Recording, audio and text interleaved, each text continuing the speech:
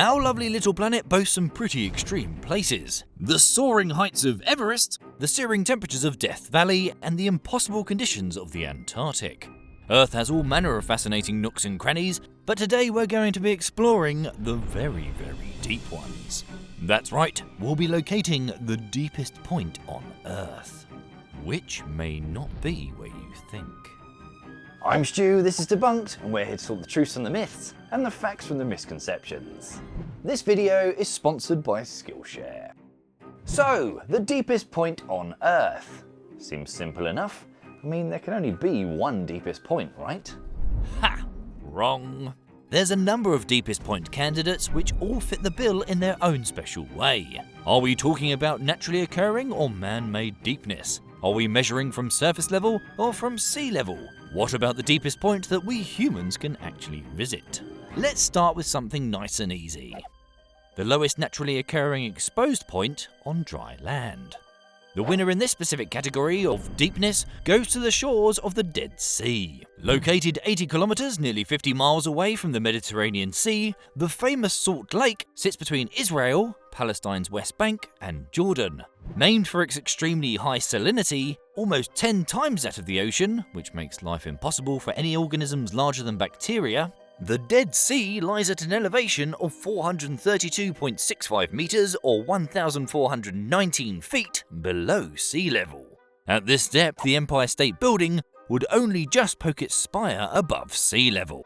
But surprisingly, the Dead Sea surface level is actually dropping by more than 1 meter or 3 foot each year.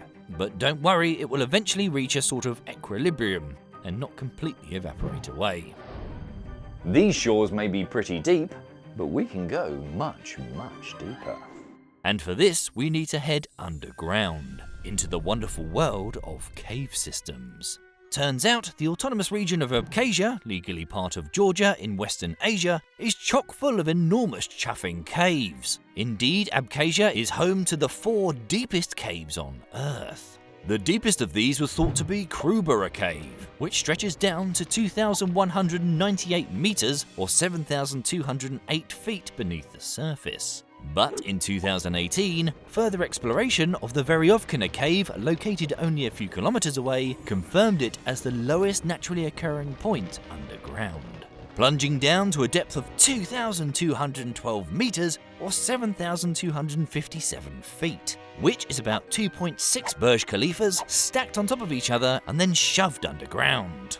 But despite this incredible depth below the Earth's surface, you're actually still above sea level.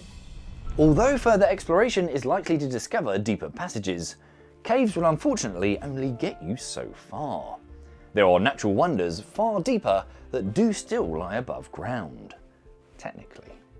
Discovered in 2019, there is a canyon located in eastern Antarctica that plummets to a depth of 3,500 meters or 11,500 feet below sea level. That's roughly 8 times deeper than the shores of the Dead Sea and almost as deep as the average depth of the ocean.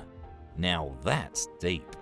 To put this canyon into more perspective, if you took the deepest point of the Grand Canyon and sunk it below sea level, it would only be about half the depth of this thing.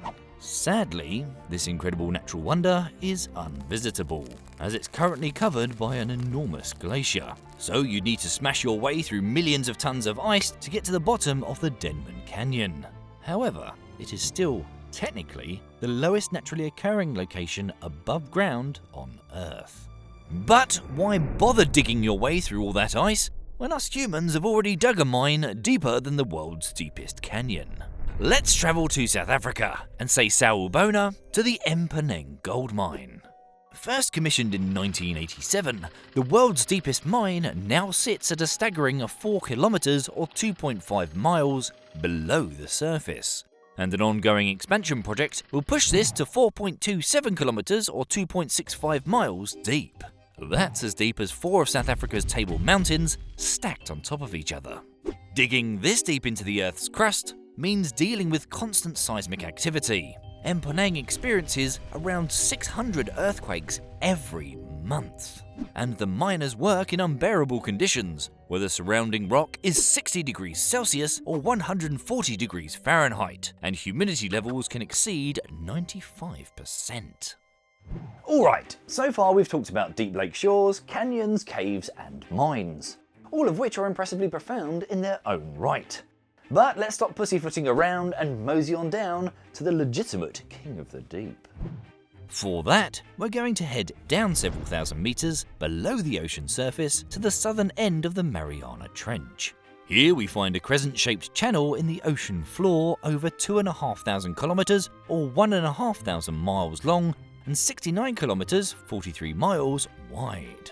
Here in 1875, using little more than weighted ropes, HMS Challenger recorded a depth of 8,184 meters. That's 26,850 feet. 76 years later, another British vessel, unoriginally named the HMS Challenger 2, set out to investigate these extreme depths and recorded a maximum depth of 10,863 meters or 35,640 feet. Now known as the Challenger Deep, if you flipped Everest upside down and plunged it into this area of the Mariana Trench, the summit would still be over 2 kilometers away from the sea floor. In the following decades, numerous scientific surveys and expeditions have attempted to ascertain the exact depth of the Challenger Deep. In 1960, the first descent to the sea floor of the Challenger Deep was completed by 2 oceanographers aboard a deep-sea submersible. After a descent lasting almost 5 hours, the pair finally reached a depth of 10,911 meters or 35,797 feet, where they stayed for only 20 minutes, owing to a worrying crack appearing in one of the outer window panes on the way down. At that depth, it's not hard to see why. The water pressure in the Mariana Trench reaches up to 8 tons per square inch, or roughly 1,000 times the standard atmospheric pressure at sea level. As a result, only certain species such as sea cucumbers, scale worms and other simple organisms are able to survive in this brutal environment. Despite numerous dives, it has proven difficult to nail down an exact depth, and sources frequently differ on the precise figure. Luckily, however, there's the General Bathymetric Chart of the Oceans, which, as you might have guessed, is a map of the world's oceans. The eggheads behind this authoritatively state the maximum depth of the Challenger Deep is 10,920 meters, or 35,827 feet. Regardless, even the most conservative measurements confirm the Challenger Deep as the deepest point on Earth. But wait, there's more. You see, the Challenger Deep is only the deepest naturally occurring point on Earth. Humans have managed to go even deeper. Join me as we travel to the Soviet Union in 1970. Here, the Soviets began work on a scientific project with one simple aim: to drill as deep as possible into the Earth's crust. Beginning as a reverse equivalent to the Cold War space race, they began drilling directly downwards into the extreme northwestern region of Russia, comfortably inside the Arctic Circle.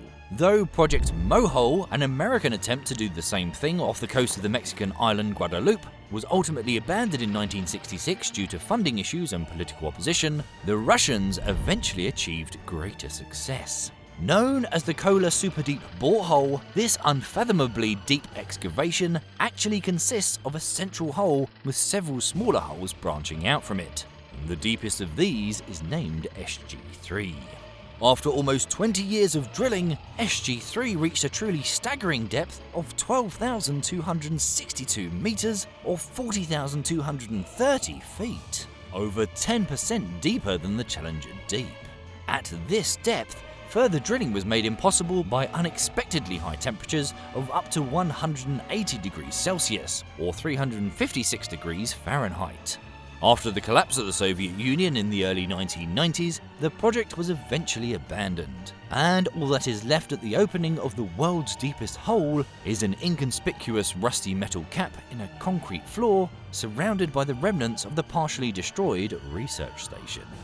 Though the 23cm or 9-inch wide SG3 reaches only a third of the way down through the Earth's crust, at 12.2 kilometers or 7.5 miles deep, it remains the deepest point on Earth ever reached to this very day. In a previous video, we gave you a brief overview of our production process and how you can learn these skills with a free trial subscription of Skillshare.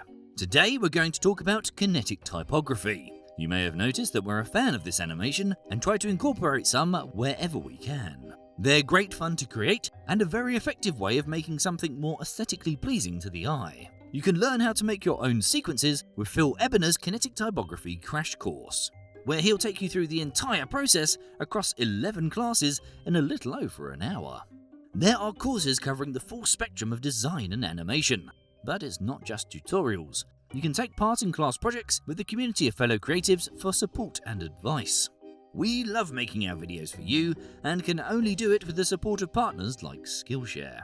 The first 1,000 viewers who click on the link in the description will get a free trial of premium membership. And it's less than $10 after that, giving you an entire world of learning at your fingertips. Thanks so much for watching.